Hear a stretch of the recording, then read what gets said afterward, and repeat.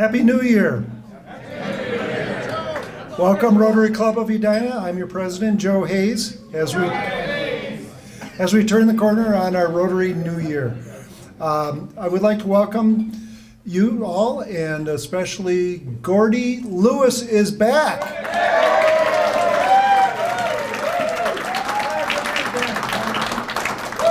We're so glad you're back, Gordy. You sound great. So the sit-down song was Pure Imagination by Lou Rawls, which was a featured song on the Rose Bowl float, which featured Tom Gump of Pure Imagination. It was over a month ago that I stood behind this podium, and it was a busy month, and we had some nice people fill in. I understand the holiday party was fantastic, and thank you, Kayla, for dialing that in. And we'd like to welcome all of our guests and visiting Rotarian senior active members. So we will get the meeting started. And we also have great Heather Edelson, who is our state representative and fellow Rotarian. Will be speaking today, which we're very excited about. So our front desk, we had Natalie Roberts and guest intro, greeter and invocation, Mike Martini. Greeter and thank you to the speaker, Doug Johnson. We have speaker introduction, Shelley Loberg. Barker will be the video. Photographer Katie Campbell and the AV team of Laskowski and Wilson. We have many birthdays, Mike Hagan, Andre Brewer, Ted Yock, Luther Amundsen, Rick Carlson, Steve Slice, Catherine Gump, Sam Coke, Chris Mazer, Bob Gubrud, Charlie Bear, John Cardell, Shelley Loberg, the 30th, okay, Randy Sharpen. We have many anniversaries. January is a big month for our club. With Sam Coate with 40 years, Bob Solheim 33, Patty Ellingson Solheim with 29, with Wooge, Dave Coons, David Hatsung, Joe Hayes, Jerry Norton, Rick Carlson, Steve Slice again, Les Jones, Doug Johnson, Barbara Bourne, Luther Amundsen, Royce Pavelka. He's made it today, right, Royce? Yeah. All right. Follow Royce on LinkedIn. He's got fantastic notes. Julian Cords, Catherine Gump, and Rebecca Mikowski. We have a member spotlight. Mike Callis took Mike Callis in his skis, the old guy in his skis, with Evo and Sam at Highland Hills as they went boarding.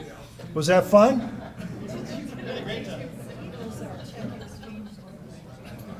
Member spotlight also on Catherine and Tom Gump, who were in Pasadena with the Rotary International President, Jenny Johnson, and they spent a lot of time at the Rose Bowl and also on the float, which was very cool. Also, please keep Tom's family in your thoughts and prayers. Tom's sister unfortunately passed away this week.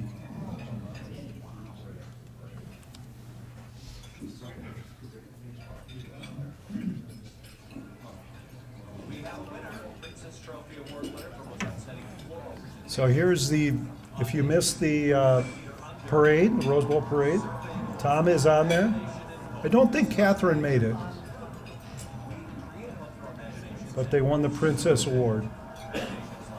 There's Jenny Johnson down front.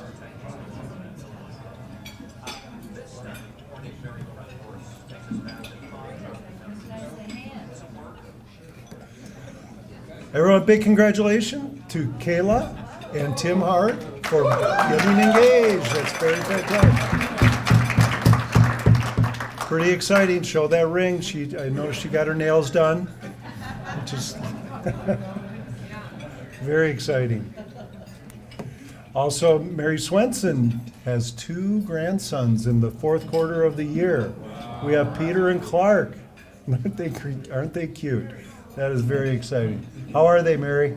They having fun? All right. Also, Dan Hutt was very busy.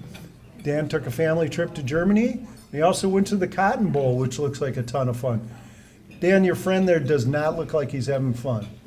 He looks pretty serious about the football. So that looks like an absolute riot. I'd love to hear about that. Also, you're invited to join the fellow Rotarians, District 5950, 5960, 5580 for Rotary Awareness Day at the Capitol on January 30th. Mark it down, Heather. 9 to 5. Please stand for the invocation.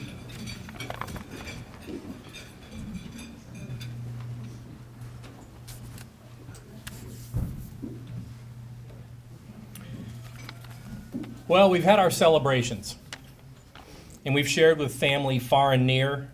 We've enjoyed our meals and welcomed in another year. As we start this new calendar, may we write upon each other with faith and kindness, peace and promise, and deliberate work toward a better way, always thankful for our good companions. As we begin this year of service, thankful for commitment that brings change to deep within us, our families, and our communities, I wish you all Happy New Year. Amen. The Pledge of Allegiance.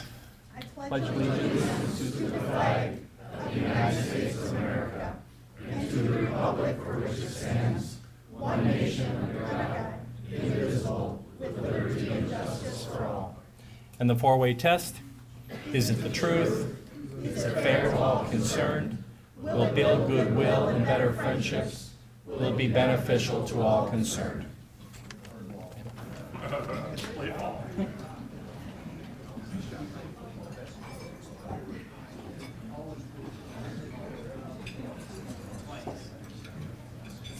Hello, everyone. We have a long list of guests today.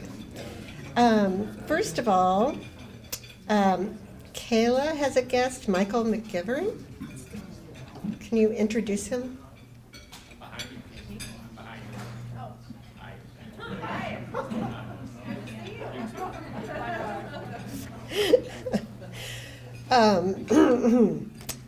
Gleason Clover has invited John Montague. John, can you stand up so we all know who you are?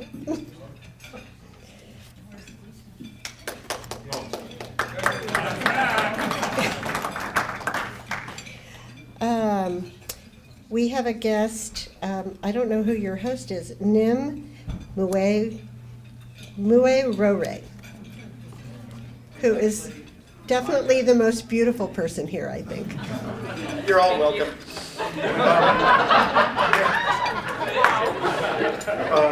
Nim is in insurance, marketing, social media, etc. And I'll let her take a look. Hi, thank you so much for having me. Welcome. And Wooge has a guest, Peter Linder. Happy New Year to everyone. This is Peter Linder, introduced to me by David Kleins, and he's working at my office. He's a law school student at St. Thomas. I don't have much to offer to him as a lawyer, but I told him to join Rotary, which he promised to do as soon as he becomes a lawyer. So here is Peter. Welcome.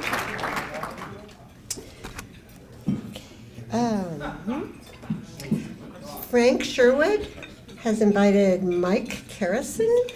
Yes, my guest is Mike Harrison. I'm with the Eden Prairie Morning Club. Mike's a guest of mine, and happy to be here. Welcome.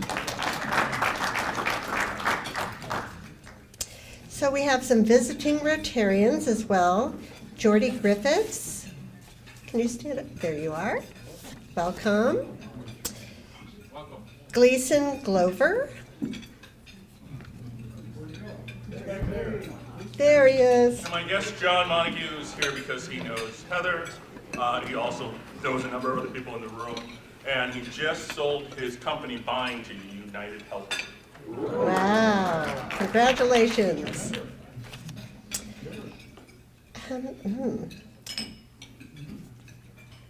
John Betolf has invited Ivo. Do I have that correct? That's two tough ones for you now. It's John Batolf, and I have today with me our Rotary Exchange student, one of our two Rotary Exchange students from the Czech Republic. This is Ivo. There we Sabanka. Evo, sorry, Evo.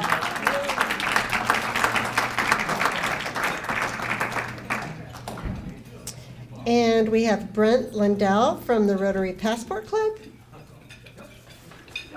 He's my guest. He's also with Magnify Financial, and he's an SBA lender, and he's looking at membership here.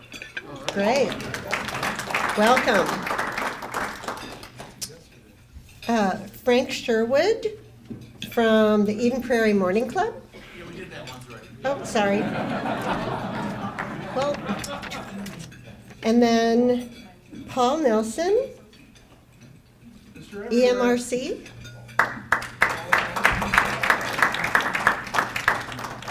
And then two more guests, Eveline and Evan Cole, who are guests of David Klein's. Hi, these are my good friends, Evan and Eveline.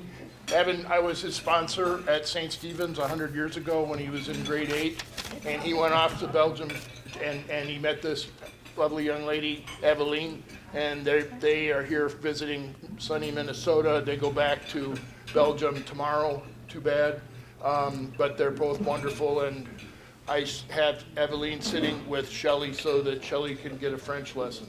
All the best. Yes. I need one too.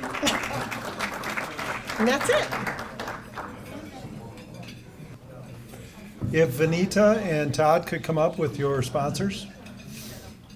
John, if you think that your name was butchered, you ought to hear what Siri says to your name. Call John Butov. John.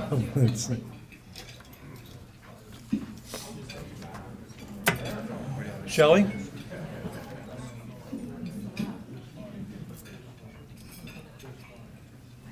Membership is a cornerstone of our club. What keeps us alive and keeps a lot of great energy for our club and also future leaders. Todd Milburn and Vanita Steffel, welcome to the Rotary Club of Edina.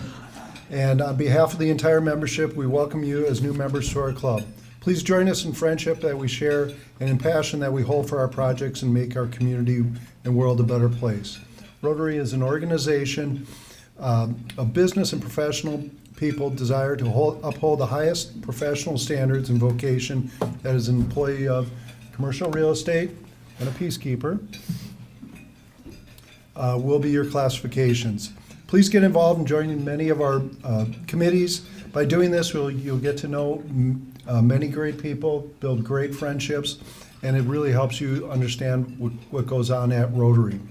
Rotary's motto, service above self, and at this time I present you with your Rotary pin and membership.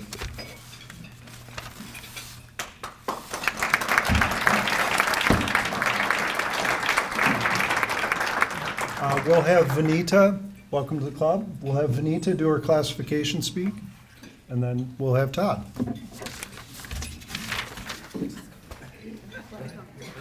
Oh, thank you. Welcome.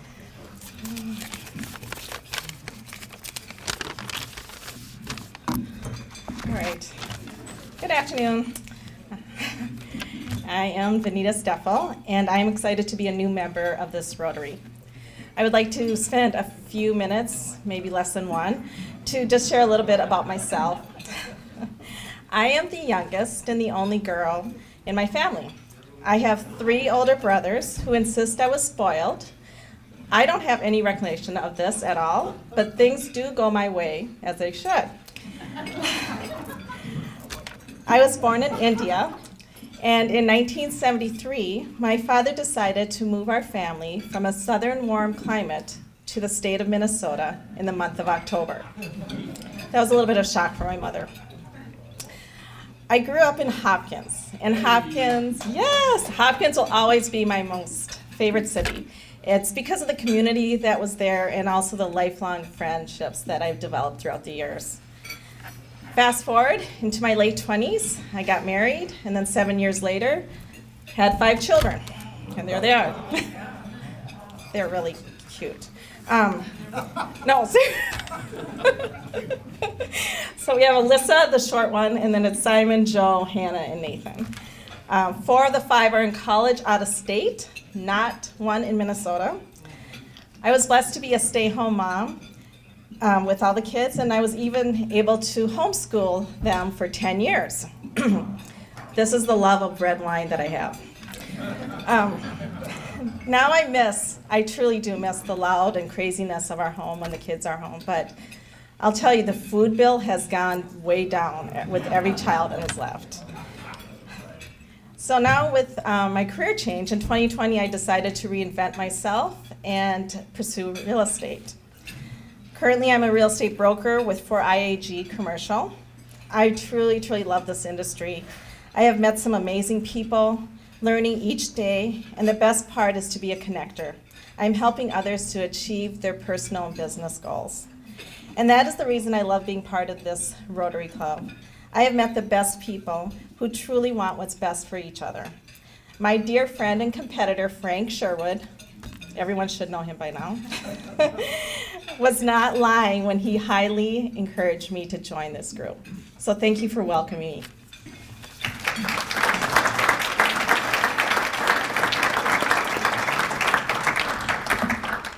Hi everyone, Todd Milburn, your Chief of Police for about 15 months now, and been great. A little bit of background about me. I'm a St. Paul kid. I graduated in 91, went to Como Park High School, and then after that I got a job at Brooklyn Park, and so I worked at Brooklyn Park Police for like 29 years. And then this job opened up and I got hired. One thing led to another and was afforded a great opportunity and landed this awesome job. So for the last 15 months, I've been the chief, and it's been going fantastically. Got to know a lot of different people here in the community, still learning a lot more. It's allowed me some experiences and opportunities I never had before. And my takeaway initially from the city of Edina and this community is just phenomenal. Great leadership, great commitment, people that are really engaged with each other. And it's something I definitely want to be a part of moving forward as well. A little bit more about me. I'm married, I've got 2 kids. My son is a attendee at Iowa State. He left last year, so he's hanging out down there doing aerospace engineering. Does not have the cop brain. He's got an engineering brain, so God bless him. My daughter's at Champlain Park High School. She's a junior right now, and I've been married for just over 20 years. Things I like to do, I've got a place up in the Brainerd Lakes area, so I'm up north quite a bit in my downtime. Like playing basketball still, tried to play basketball still. A little bit more in athletics as much as I possibly can to try and stay fit. I really like to engage people and build relationships, and it's very much why I want to be a part of this, because I've gotten to know a lot of good people here in a short period of time. So that's my focus moving forward. I know a lot of people to the north end of the metro area, up in that Hennepin County area. Love to meet new people down here in the south end, and so it's just been a great opportunity for me. Fun little fact, Benita and I discovered that we live about 2 blocks from each other. We both live up in Champlain, commute down, so we're gonna be seeing each other for coffee. We gotta connect yet, but we discovered that about a month ago. So that's me in a nutshell. Thank you, appreciate it. Thank you, Shelley, for sponsoring me. Good job.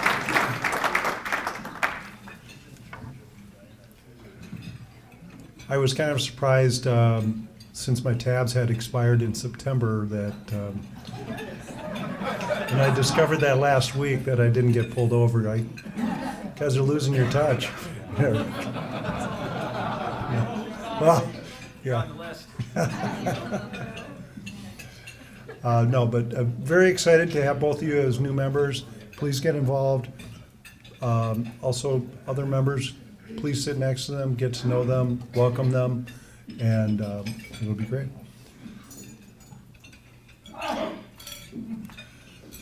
So our introduction to the speaker will be Shelley Loberg, who's a longtime Rotarian. She has been on the International Committee for many, many years doing yeoman duty. She's pushed through many great grants for our club. She's well respected in the district and nationally for her work on international. She is president-elect, so she has done the secretary and treasurer, and she will be a fantastic leader next year. She's the mother of Dane and Evan. I believe both are in college, 21 and 23, which is very exciting. And please welcome Shelley Loberg.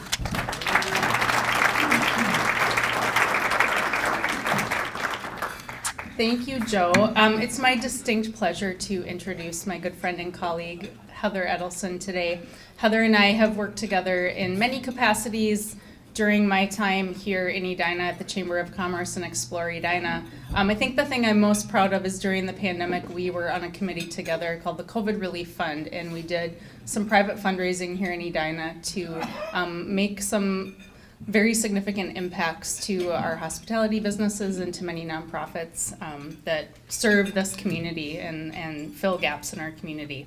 So Heather's just been reelected to serve her third term in the Minnesota House representing this area. She serves as the vice chair of the Ways and Means Committee, which is the Finance Committee, and also serves on the Human Service Policy and Education Finance Committee. She has led the Civility Caucus for 3 years, which focuses on bipartisan efforts and collaboration. She graduated from Hamline University with a focus on legal studies and political science. And I did not know this about you, has a graduate degree from the University of Minnesota as a clinical therapist and practiced for many years as an outpatient mental health professional. So quite the list of accomplishments, and I'm very excited to introduce you to the podium today, Heather.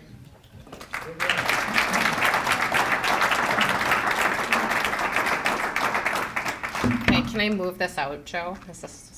I'm not really good at standing in one place. Anybody knows me well, I'm a busybody. So it's good to see you all today. I am a Rotary member of the Afternoon Club, even though you don't see me very often. I still feel like it's important to be a member, right? Okay, so who can help me with the slides? I want to give you a tour of the Capitol, and then we're going to talk some fun stuff. Okay, here we go. Oh. Who's been to the Minnesota Capitol? Everybody. So if you haven't been to the Minnesota Capitol, please come and hang out with me there. Whether you're a Democrat or Republican, I genuinely do not care. When I ran for office, I knocked on both doors. I will tell you, not everybody wanted me knocking on the doors. Interesting conversations there. But the reality is to get to this place, what people don't know is you have to run for office. You run for office, you knock on doors, you have to build party, and you have to pick a party. So I'm so moderate. I'm always the Democrat that's no on the tax increase, right? Literally always the one. And but that's because I represent my district. But you have to run for office, knock on doors, then you can get the election certificate, right? And I get that in the mail, and then I get to go there where all of your taxes pay for that building. Yeah, anybody pay taxes here? I have a funny feeling that we'll be talking about taxes in the questions later. Right? Anybody else? Right? Just, if you want to put your name on a list. So this is the Minnesota Capitol. It's a beautiful building. So when I walk into work every day, I usually like to walk up the front steps because I want to remind myself what a grand space it is and just how important this role is, that I have the honor to serve Edina and now about 2,000 residents in Bloomington. Okay, so let's see. All right, so then I'm going to bring you up to, because who's coming to Rotary Day at the Capitol? Anybody know we're going to do Rotary Awareness Day at the Capitol? No, we're just starting it. Oh, we were just starting it. Well, okay, so come to Rotary Awareness Day at the Capitol. It's going to be, Katie Campbell, when is that? January 30th. January 30th. Come, and you'll be able to see the legislature in action, because it's not just enough to see, and Chief, you should come and hang out, even though I know you could make sure that we're staffed and everything, but you should come. But it's a great opportunity to see how the Capitol works, because during session, if you've never been to the Capitol when laws are made, it's like a buzz and an energy.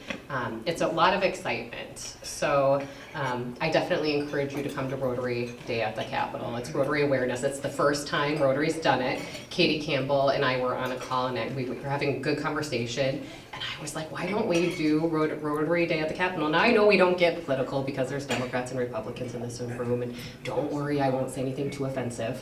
But the reality is we all identify with something because we grew up with values. But we're talking about license plates.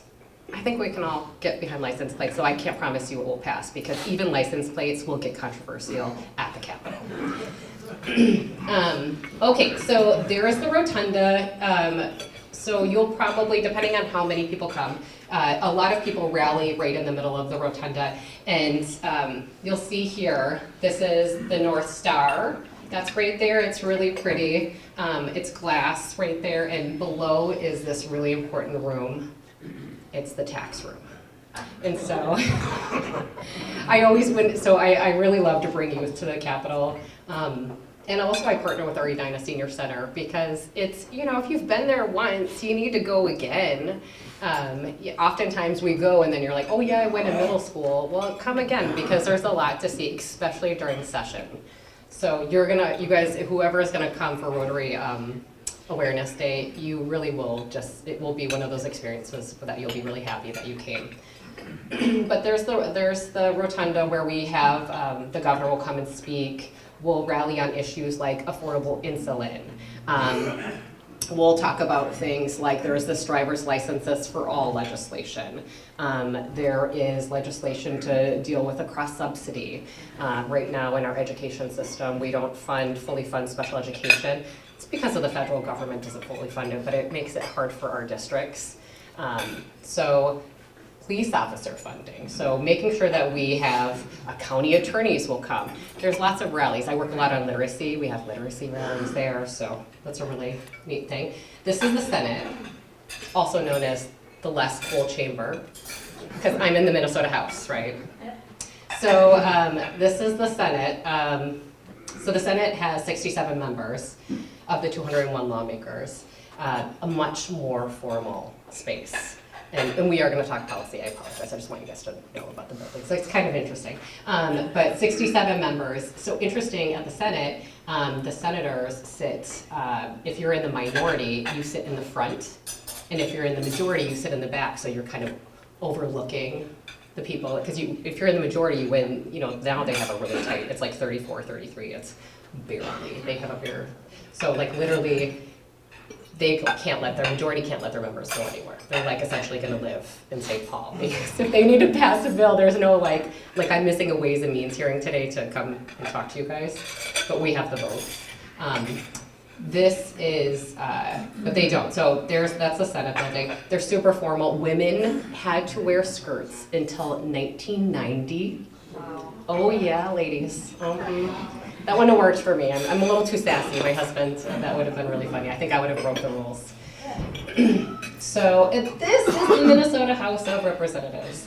My desk used to be like the third seat up and then went over to the side. And it was really cute because I lead Civility Caucus. I've just passed it on. But it's funny because one of the kids said, oh, you sit so close to the middle because Republicans sit on the right. You know, you've heard, oh, you're so far to the right, you're so conservative. And then the Democrats sit on the left. Oh, she's so far to the left, I can't even talk to her. So it's funny, I sat like right in the, like really close to the Republicans. And it was funny because one of the kids said, I always said how important it is that we get to know one another, that we talk to each other.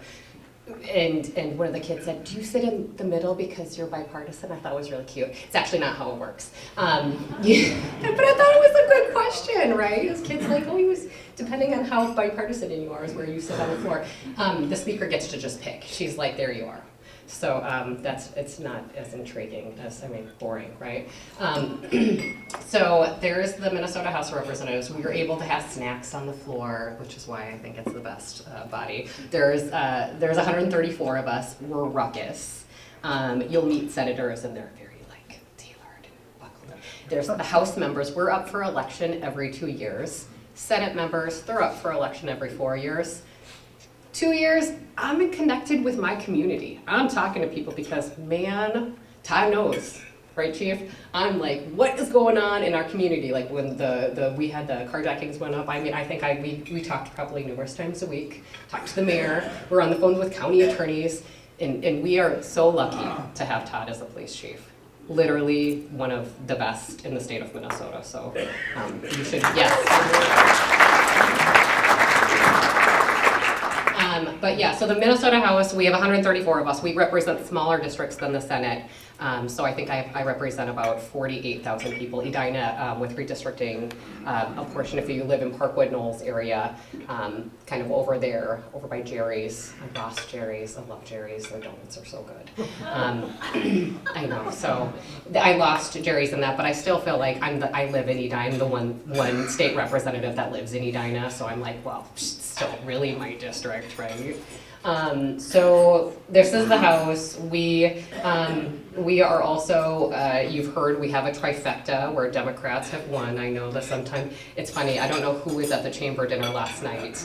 I was at the chamber dinner and I was on a panel, and one of my really good friends, Dave Baker, who's a representative from Wilmer, Minnesota, he's a Republican, and it was about working together, and he said, trifecta makes the neck, the hair on the back of my neck stand up, and I'm like, oh, I'm not sorry about that. It happens, the voters spoke.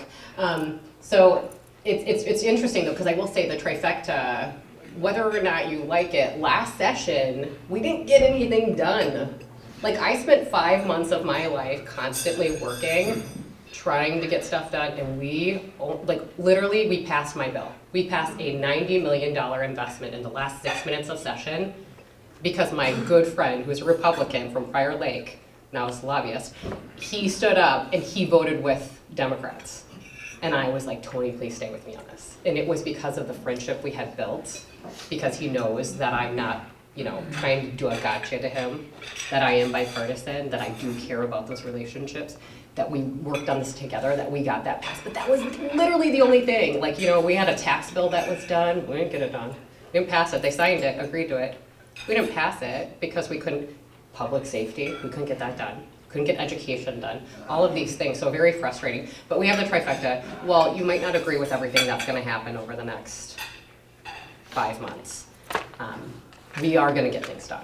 And we're gonna have to have conversations, so if there's something that comes up that you're seeing on the news or you're reading on the paper and you're like, oh my goodness, I don't agree with that, or I agree with that, you can email me when you agree to. It doesn't happen very often, but I welcome those emails too. But if there are issues where you have concerns and you want us to maybe tweak something in legislation, that can actually be done, because you know somebody that is at the Capitol that can help you do that, and that would be, I'm sure you maybe know other people, but I'm definitely one of them. So the quadriga is one thing I also want to just show you, because it's one of my favorite things at the Capitol. It really symbolizes hope and prosperity, which is what I think of when we think of our state, right? We think of hope and prosperity. We think of hope and prosperity when we think about our families. And many people say that they don't like politics, and I always try to boil politics down to what happens within your home. We all want our kids. I can't remember who was just the invocation that just happened. 5 children, I have 3 boys. 5 kids, that's good for you. I'm really proud of you. They looked very successful, like contributing adults to the society, so that's good. I have 3 boys, and I want my 3 boys to have a great education, which is why I moved to Edina. I grew up in North Minneapolis. I grew up to a single mom. I was the first one to go to college in my family. And I didn't have a lot of opportunities. I didn't think places had space for me. I didn't think I belonged there because I didn't come from where my kids are coming from. But that's just not how the world works, and that's why we are America, and that's why we are the United States, right? It's like people get to have opportunities, they can work really hard. But hope and prosperity is making sure that other people have opportunities. Trying to think about this session in that same way of hope and prosperity is, how do we make sure that we have a better workforce, that we're supporting a workforce right now, because that's a struggle for businesses. Workers are having a hard time because they don't have childcare. Women have left the workforce in big ways, and we have to say, well, why is that?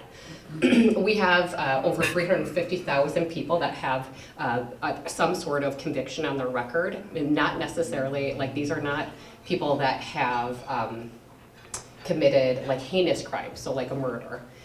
They might have drug convictions. They might have written a bad check at some point and they can't get jobs because of this background, right? So how are we as a society going to address these issues? And I truly believe it's having conversations with each other and really looking at what are the problems, what is the solve.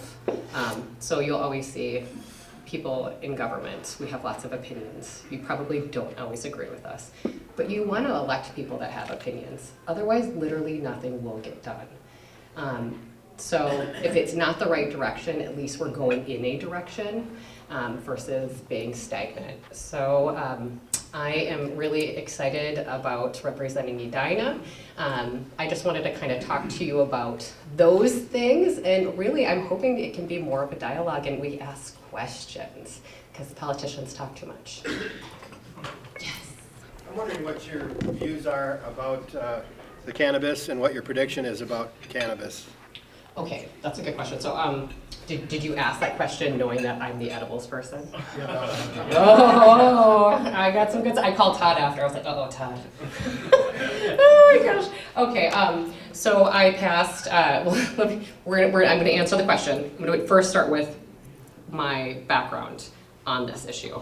So I started off 4 years ago when I was first elected, strongly opposed. My mom was an addict growing up. And so I just had lots of issues around, should we add another substance to the community in the state of Minnesota? But I also do think medical cannabis is actually a really good thing, because we had friends that had, we had one friend specifically that had bone cancer, and she was taking pumped up with all these opioids when she was in so much pain, and medical cannabis worked. It helped her. It helped put her at ease, and I thought, okay, but she couldn't afford it. And so she had family members, and her family member reached out to us too to say, hey, we're gonna all pitch in so that she can get this medicine. Well, insurance doesn't cover medical cannabis in the state of Minnesota, so I am now the chair of the Medical Cannabis Task Force. I do think cannabis has medicinal qualities, so I think there's good to that. And then in that task force meeting last year, the issue came up of these products from the 2018 Farm Bill. This is more information than you probably want, and I'm sorry. But from the 2018 Farm Bill, where we had these weird products that were being sold, they were like, okay, well, gummies. But gummies that looked like Hasbro gummies. They looked like, just candy that kids would eat. They literally had the same design, colorful things, got like animals were on them, but they were THC gummies. And they were THC gummies with 50 milligrams per gummy. Some would be 75 potency milligrams per gummy. And so people were getting sick. And so I called our poison control, which is done in Hennepin County, and I said, hey, tell me about this. Tell me about THC, Delta 8, Delta 9, which are two different versions essentially of THC, but it's very synthetic. Are you seeing, what are you seeing? And lots of kids were getting access to this. We saw the numbers from the 2018 Farm Bill. We saw them double after in 2019 when people started to think it was legal, but it wasn't legal. So it was really interesting. So I passed Tobacco 21, right, as you moving the smoking age from 18 to 21. And then I was like, well, I can take this on. We can do some of what we did with Tobacco 21 by making it 21 older, and then making 5 milligrams, 50 for the package. I work with the Board of Pharmacy. We pulled in some doctors. We tried to regulate it to some extent, but we had divided government, which we've always had since I've been at the legislature. And they didn't want to give it a hearing. So I was like, okay, what are we gonna do here? I tried to fix the scenario that was happening. Now we have gummies and Delta 9 and Delta 8 drinks, and literally that was because of me, and I get it. Some people in this room are like, you suck, Heather Edelson. I get it. But I also was dealt with a policy problem that I felt like I had to solve. And so I have another bill, we're gonna fix it, we're coming in. But there also will be the cannabis, the full legal cannabis bill. And that, it's happening. It's gonna happen. We can try to delay it. It's not gonna work. I mean, what was happening is here in Edina and across in every one of your communities. I know there's Chanhassen, Chaska, Prior Lake, everywhere, right, Chief? People are using it all over. They're using it all over. And do we want our fellow friends and community members to have a drug record because they went to Colorado and they tried to bring it back? There was actually a Supreme Court decision too that I was it was Loveless, which would have made anybody that had possession of any THC, they would have a felony. And so we dealt with that as well in the legislation that I did.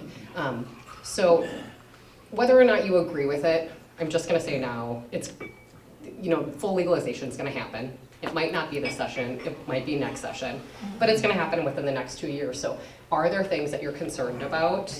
Let me know, and I genuinely do want to hear from you. I have a follow-up question, and actually I have my own question. The follow-up question is, when you take care of when you take care of this legalization of marijuana use in the state, are you also going to tackle some of the other sort of rules that should come with it, like you have with, for example, drinking and driving? So the question is, when we do full legalization, will there also be rules for like, using marijuana and driving, and other things like that? Yeah, no, I absolutely, like, some of the things, employment actually, I was, the League of Minnesota Cities, I just was talking to them in the hallway when I was on my way here. Yes, we will be addressing employment issues, driving issues, public safety. I mean, it's comprehensive, and I think the bill that was drafted previously needs a ton of work. But yeah, we absolutely will, because we don't want people, whether it's taking a gummy, I mean, it's still driving while intoxicated. So, it's not legal, but it's, it's hard. Officers have some, what do they do, Todd? How do they know? They know from the eyes, right? Drug recognition experts. Yeah, DREs. DRE, thank you, DREs. Yes, that's right. I was going to put DREs in my, actually, I should add that.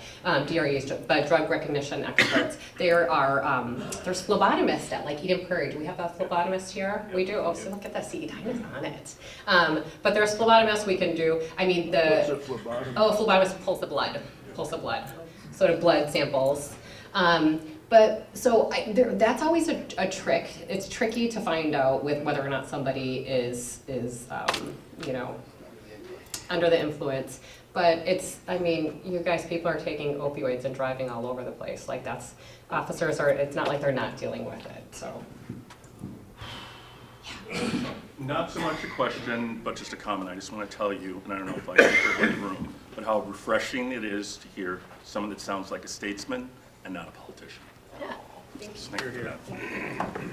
Thank you. I try. I will tell you, I totally make a blip yesterday. Somebody said, will there be tax cuts? And I start laughing because our tax chair, I'm worried that she's going to do a tax increase. I'm like, oh my gosh. Oh my gosh, yes. $17 billion surplus. How are we not overtaxed? And what are you going to do with it? Let's talk. Mic drop. I think it's a good question. I mean, but 17, I would just say, so, I said this yesterday at the chamber dinner. It's creating tax policy, and I get we've had a surplus for like 6 years. I get it. I'm like not a dummy. I'm paying attention. But I would also say that we have a lot of. Yeah, I know, but we've also had a lot of federal funds that were and then we've got all this, inflation, and we're trying to figure out, I mean, I don't feel like this year is the best year to make all the tax policy, but I would also say this, like, I'm a super moderate Democrat. I'm like 2 steps away from being a Republican on fiscal issues. Social issues, we're probably not, it's gonna be the same, but we can agree if you're a Republican in this room, like, I got your back. But yeah, I mean, it's 17 billion, we have 12 billion is actually one-time spending. And the governor wants to give us checks. I actually think that's gonna make inflation worse. Where's our accountants at? I don't know, anyways, but yeah, it's, I worry about doing just the checks. I agree that we could do like a social security tax, something there. We agreed to it last session. I might be in the minority on that issue. So I guess it's going to be interesting because I'm not on the tax committee. I am on Ways and Means, so anything that goes to the floor has to come through me first. And so it's going to be a lot of tweaking and adjusting, but Kip, I wouldn't count on a tax cut. I just, like an overall income tax cut, I'm just going to be honest with you. If you want to vote for me next time, I'm just telling you the way it is. Yes. I have one other question. I know your purview is only statewide, but what's your point of view on the circus of the U.S. Congress these days? So Kevin McCarthy, yeah, you know what happened? Actually, it's so funny because I was like, oh, you know what he did wrong? It's like when somebody loses an election by like 8 votes. I was like, oh, it's so brutal. You know what Kevin McCarthy did wrong? He didn't call all his members and ask for their support before, and so people are mad at him, and they're like, I'm not voting for you. So when I ran for an assistant leader last term, I was one, and I called everybody. And I spent like 20 minutes, sometimes an hour on phone with all 70 members that won a majority. And some of them didn't like me. Some of them were like, I don't agree with you, Heather. You're way too, I know how you voted on that tax bill. We want to raise it. And I'm like, okay, but we agree on this, right? So, But Kevin McCarthy didn't, that's my bet, is that he didn't do his politics. Because as being a good statesperson, to be effective at this job, you have to be strategic. Like, I'm a chess player. You have to be strategic, but you also have to, I mean, hopefully many of us can just be honest with each other. I mean, why do this job if you're gonna lie to a room full of people? Not worth my time. Yes, your Hamlin professor, Schultz, spoke to us a couple of weeks ago and said that the #1 issue in the federal election was abortion. And he said that the swing in abortion was with women who have college degrees. And so, and it did sweep the country, there's no question about it. My question is this, and it doesn't matter what my position is on abortion, because the most important thing is what's good for the majority. And so is the state of Minnesota going to look at any new abortion regulations this session? It's a really good question. And so if anybody didn't hear it, just how the Dobbs decision, which was the court decision that was overturned, Roe v. Wade essentially, and that absolutely, it swept the nation. It absolutely won the election. I was planning on being in the minority. Like, I'm not kidding. I was like, oh my gosh, I'm gonna be in the minority. Who will carry my bills? But it was, I think ultimately that was the one thing that a lot of politicians won in this election about, because people didn't want to go back and say, hey, wait, hold it. You want a path forward, not a path backwards. And as a woman, and even as like on the doors and in community events, I would hear from men as well that that's just not what we want. That's not the direction we want to go. We want to trust people to make decisions about their own body, and I couldn't agree more. But your second part of your question was, are there legislation? Yes, actually, yeah, we had our first hearing on the PRO Act, which would essentially put into the Constitution a woman's right to be able to make decisions about her own health care, which women should have. And you don't have to agree with me on that, and we don't have to agree on every issue. I like you anyways. I like all of you in this room, whether or not we agree on every issue, because we don't have to agree. Like, where did this come from that we always have to agree with each other? Like, I can tell you, I've been married for 15 years. Todd, you're totally beating me. But like, I don't always agree with my husband, but I love him a ton. And I'm so glad we don't always agree. But I will say that I hope that people understand why that was such a big issue for women. There's a lot of business owners in this room, and I know there's some laws that are going to impact business owners. For example, like paid FMLA, that's something that could directly impact. You got marijuana.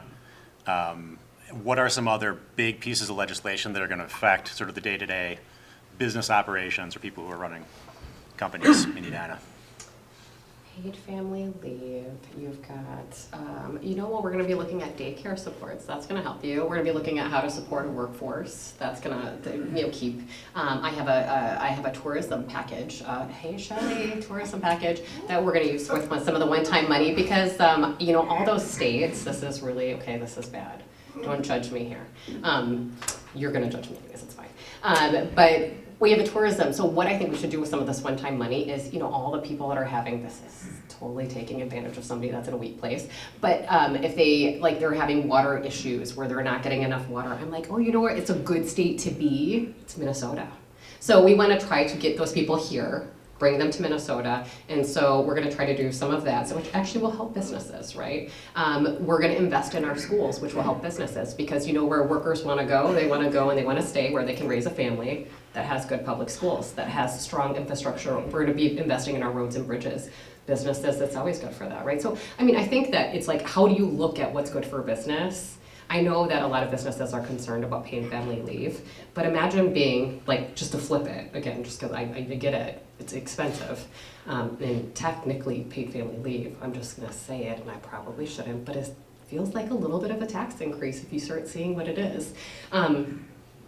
But we have to invest in workers too. Imagine being the person that just had a baby, or you have a sick mother, And my husband is the CEO of United Health Group's Minnesota, North Dakota market. I'm set, I'm okay, right? He's doing okay, he can take off a day. But imagine being the person that doesn't have that and they can't stay home with their daughter and they don't have family. Imagine being that person. And I think as Minnesotans, it's trying to hear the other person's perspective too, because you want workers that are gonna stay. And so how do we do that collectively, work together? But I would love to hear your perspective on some of the bills that you see as a business owner. Attorney, not a business owner. Oh, attorney, well, good. I want to hear your perspective too on that. So I was born a Republican, but there's a chance that when my time comes I could die a Democrat. I don't know yet. The jury's still out. But how would you explain to somebody that doesn't know the difference, if somebody had no idea, Republican, Democrat, conservative, liberal, right, left, how would you explain to somebody the biggest differences between the two parties? It's gravy, right? Don't quote my name to this. This is a good question. Nobody asked about that because I quite frankly, like Arnie, that's a really good question. So what does it mean to be a Democrat or a Republican? And I think all too often people just don't know. They don't know, like they grow up. So this is actually, okay, as a therapist, I psychoanalyze everybody. Like we're not close enough, but like, you know, I've done it to many of you. So it's funny because we end up being the party. What were your parents growing up? Were they Republicans? Oh yeah. Oh yeah, exactly. Oh yeah. So case in point, right? So many of us grow up and we end up being the party that our parents were because that's what we grew up, like the values. That's just what we heard. We watched the news. There's nothing wrong with that. It doesn't mean you're a terrible person. Like, you know, then you see, and then it's so funny because we were in committee today and we're in education finance. The Republicans are on one side and we're Democrats are on the other side. I'm like, this is so stupid. Like, I clearly need to go sit over there. This is so, like, right? We're just staring at each other like, your values are not the same as mine. You are the worst person in the world. And we don't even know what your values are. Like, I literally have no idea. So being a Democrat, being a Republican, I would say many of the people within that are Democrats or Republicans because they grew up that way. Ask them more than that, they're like, well, you know, people, oh, this is great. People, you know, this came up last night at the chamber dinner. I think one of the big things that you can, of course, say decisively, which is why I laughed on stage and it was really bad. Tax cuts, right? Or being fiscally responsible. Democrats are tax and spend, right? We've all heard that. Yes, raise your hand. Yeah, you just see me and you're like, Tyler's just gonna spend all of our money. A terrible human. But so there's that. But then you would say Democrats. Well, Democrats care about people. And you're like, okay, well, but I think Republicans care about people. And actually Democrats, you know, I will say Mark Dayton came in with a deficit. And you know what he did? He turned that deficit into one of the largest surpluses in the state of Minnesota. Plus, do you remember how we used to have half-day kindergarten? Oh no, under Mark Dayton, we turned it into full kindergarten, plus we had a surplus and the biggest rainy day you'd ever see. So does that make him fiscally irresponsible?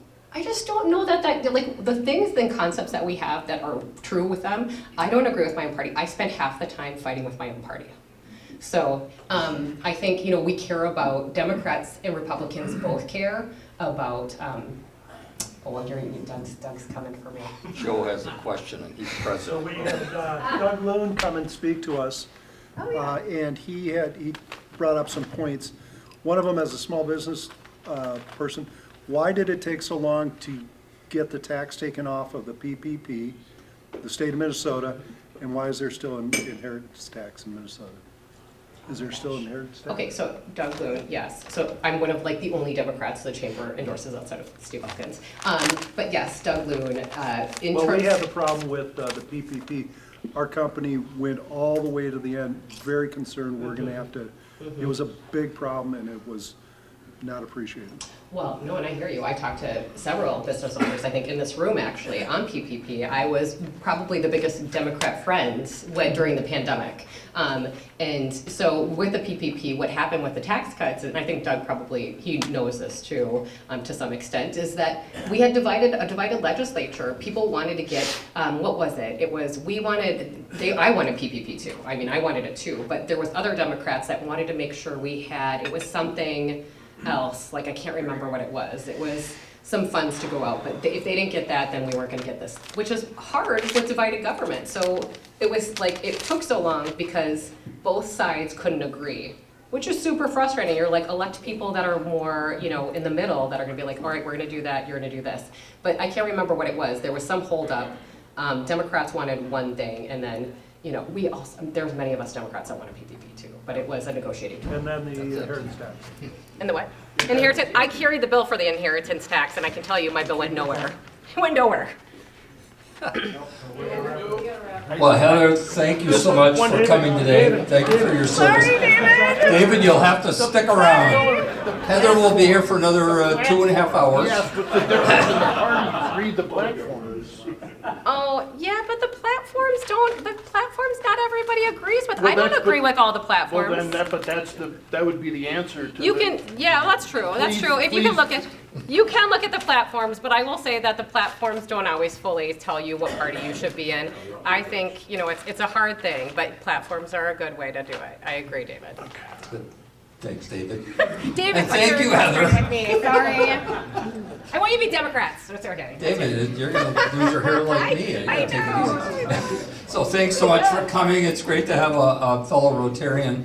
I've changed my mind a little bit. When I was with the school district, we always used to say that the safest time of the year was when the legislature wasn't in session.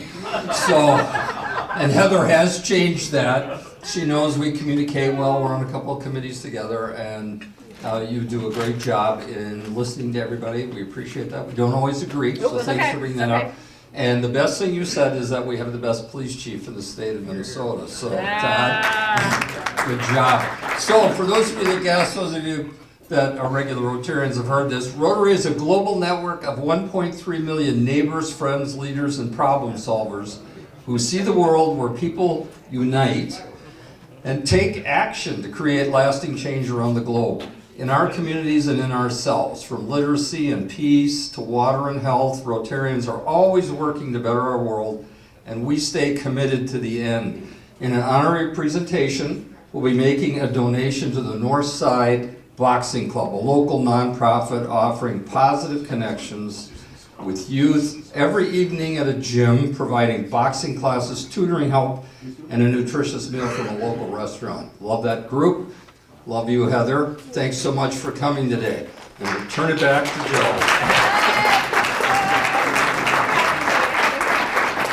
Good job.